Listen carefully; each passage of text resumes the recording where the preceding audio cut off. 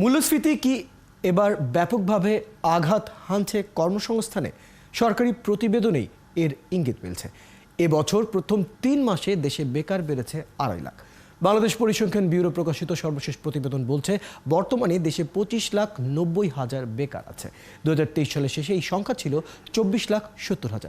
তবে পুরুষ বেকারের সংখ্যা বাড়লেও কমেছে নারী বেকারত্ব। বিস্তারিত তানহা জুলিয়ার প্রতিবেদনে। গত বছরের শেষ ৩ মাসের তুলনায় চলতি বছরের প্রথম ৩ মাসে দেশে বেকার বেড়েছে প্রায় ২.৫ লাখ। বাংলাদেশ পরিসংখ্যান ব্যুরো BBS এর সর্বশেষ ত্রৈমাসিক শ্রমশক্তি জরিপ প্রতিবেদনে এই তথ্য উঠে এসেছে। প্রতিবেদন বলছে, ২০২৩ সালের শেষ প্রান্তিকের তুলনায় চলতি বছরের প্রথম বা জানুয়ারি থেকে মার্চ প্রান্তিকে দেশের বেকারত্ব বেড়ে ৩.৫১% দাঁড়িয়েছে।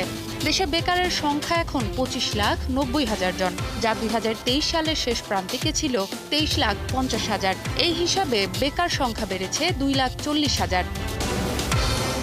২০২৩ সালের শেষ প্রান্তিকের চেয়ে এবছরের জানুয়ারি থেকে মার্চ সময়ে নারী ও পুরুষ উভয় জনসংখ্যার মধ্যেই বেকারত্ব বেড়েছে। আগের প্রান্তিকে ৩.২৭% থাকলেও এখন পুরুষদের বেকারত্ব হার ৩.৫৯%।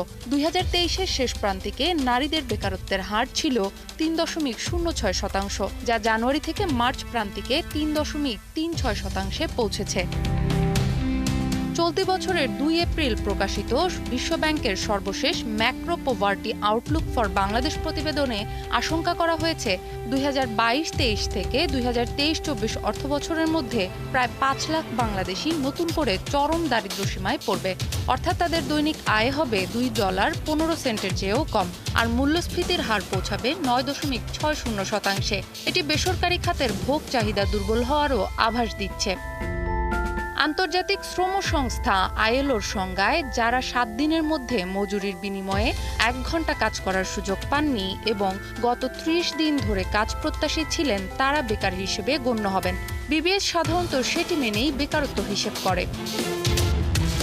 তানহা জুলিয়া, ৭১।